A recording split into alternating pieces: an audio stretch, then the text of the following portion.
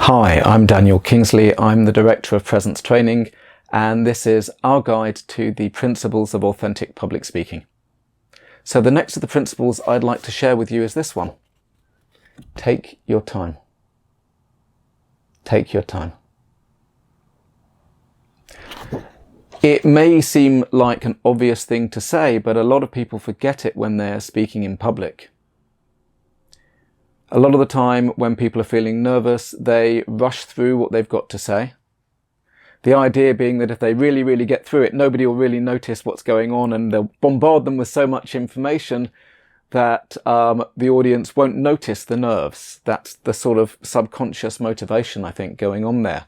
And yet it doesn't work. And it doesn't work for lots and lots of different reasons. The first most obvious reason is that when people are relaxed, when people are in control of a space, they take their time. It's a mark of somebody who feels confident. It's a mark of somebody who feels in control of their space that they can take their time, that they can allow a pause. And so by taking your time, by not rushing things, you are showing the audience that you're not concerned. The second reason it's important to take your time is actually the faster we go, the more it makes us feel tense, which is actually going to increase the nerves.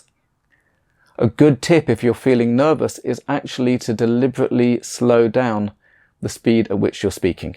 Not to a ridiculous extent, but to slow it down to the extent that you would usually use when you're speaking in a casual sort of way, when you're not too overexcited. And by doing this, you'll actually start to calm yourself down. The last reason it's really important to take your time is you know what you're going to say, you know what you're talking about, but the audience doesn't. They actually need some time to assimilate the points you're making. So if you've made a new point, it's really great to give the audience a little time to take that in. And then you can go on and make the next point. The pauses don't have to be huge, but actually taking a pause is a wonderful thing. Not only does it show you're in control, not only does it allow you to think of exactly what you want to say next, but it actually allows the audience time to process what you're saying and to keep up with you, which is really important if there are important points that you're trying to make, which you really want to land with your audience. And it's a little known fact that pauses feel much longer to you as the speaker than they do to the audience. So if you've taken what you think is a 5-second pause, you've probably taken a 1-second pause. It really is. It's a ratio of 4 or 5 to 1 in terms of how long a pause feels to the audience. So you've actually got an awful lot more time than you think.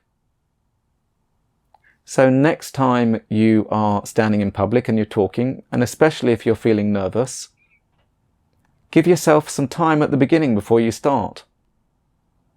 Slow down your speaking and give yourself some nice pauses in between the points you're making.